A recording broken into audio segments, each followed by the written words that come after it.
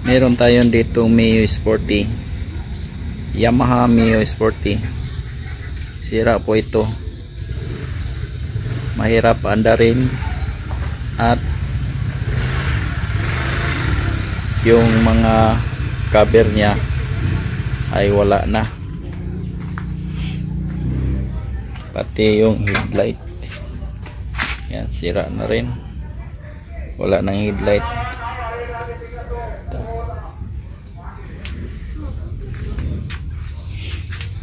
At saka merong mga leaking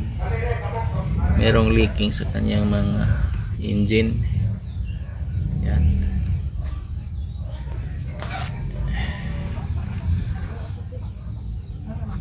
Carb type po ito.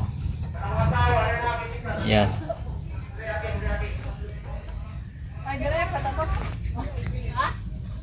Sira na rin yung kickstarter niya. Marami ng cover na nawala. Yan.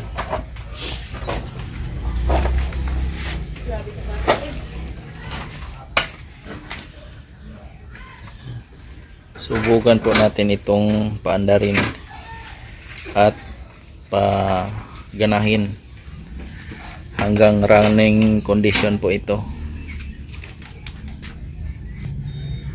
At mayroong mga leaking sa kanyang engine. Yan leaking. Yan ang dapat nating ayusin, yung mga leaking nya. Ito mahirap andarin.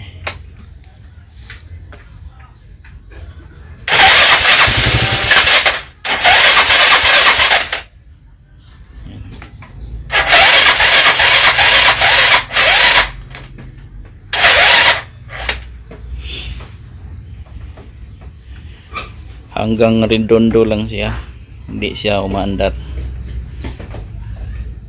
Meron namang yan, signal light meron.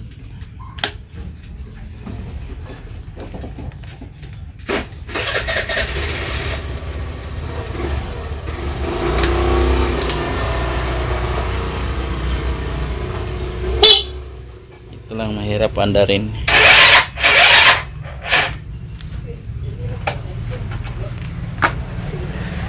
Hanap tayo ng cover niya, yung sikanhan lang para mas murang halaga, at subukan nating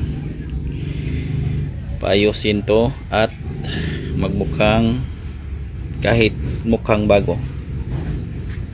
Napaghiwalay na po natin yung engine niya at saka yung chassis niya nang walang problema. Ito lang yung mahirapan tayong magtanggal, itong engine support niya, yung ihi niya, itong isa engine support, at dinahandahan nating pagtanggal ito dahil baka mag loose thread at malaking problema na yon. Yan, ito yan, engine support niya. Natanggal natin ng walang problema. Yan. Ito na yung kabuhang engine niya. Yan. Linisin natin ito at tingnan natin kung anong mga sira. Pati na yung airbox niya, baka marumi na. At saka itong sa gilid. Yung chassis niya okay naman, wala namang problema, walang pagtanggal natin ng bolt, walang naglo-loose thread. Pag ganitong magbaklas tayo ng mga bolt ng motorcycle, dapat tiyaga lang ang baon natin, dahil pag pinwersa natin yung mga bolt na, baka malulose thread at dobleng trabaho na yon. Kailangan rin ng W40, lagyan nyo ng W40 at ibabad nyo mga hanggang 30 minutes para mag-penetrate yung W40 na solusyon, para matanggal yung mga kalawang, para pag baklas walang loose thread gaya nito. Yung engine support nya natanggal naman.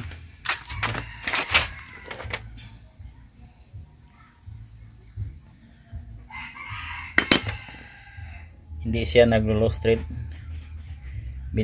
Nilagyan ko ng W40 tapos binabad ko ng 30 minutes para pag baklas natin di tayo mahirapan.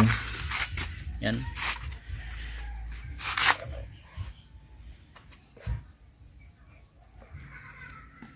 Linis na lang ang kailangan dito at tingnan natin yung mga sira niya, kaya update lang po lang tayo. Yan, chassis niya tanggal na. Ito yung mga cover.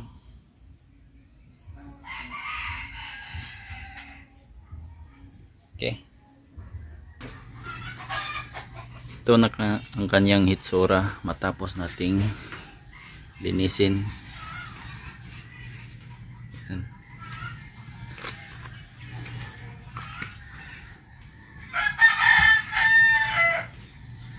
Ito ang importante sa pagbaklas natin, dapat di pwersahin ito o di biglain, dahil mahirap tanggalin itong magneto lalo na pag kinakalawang.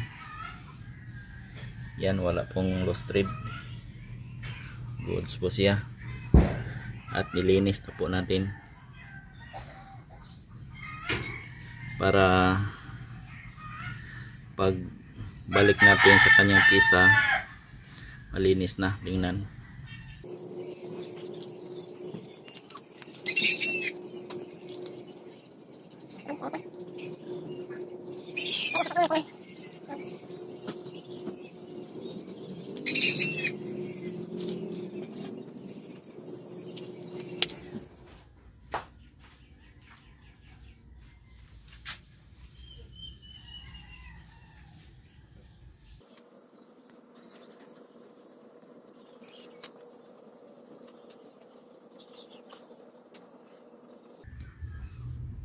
Yan, naikabit na po natin yung chassis niya at saka engine niya. Yan, sit up na po. Ito na po ang kanyang resulta sa isang buwan nating pagkumpuni at pag-ayos sa mga sira ng motor na ito. Mio Sultip 2019 model. Ito na po ang kanyang hitsura. Yan.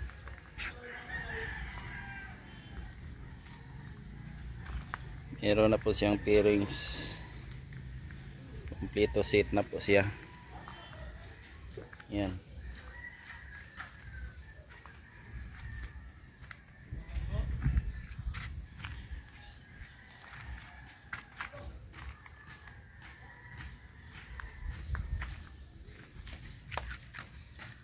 Yung CVT niya nalinis na po natin at maayos na po yung kanyang kondisyon, pati yung gulong niya sa likod.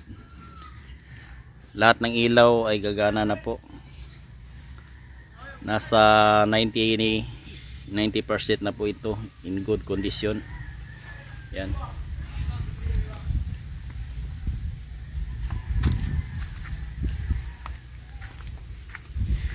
Check natin kung andar ba.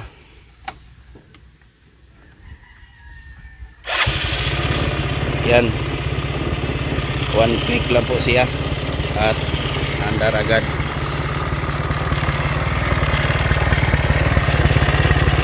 Wala pong usok, nasa kondisyon lang po ang kanyang block. Yan.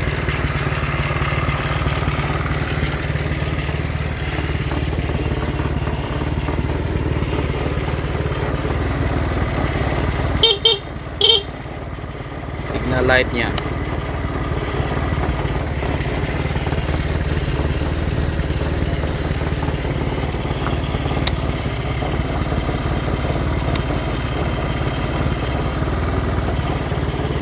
headlight. Yan.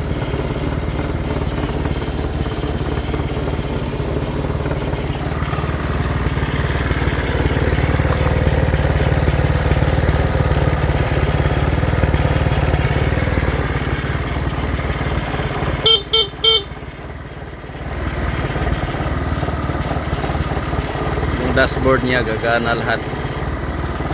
Yung fuel gauge at saka itong odometer.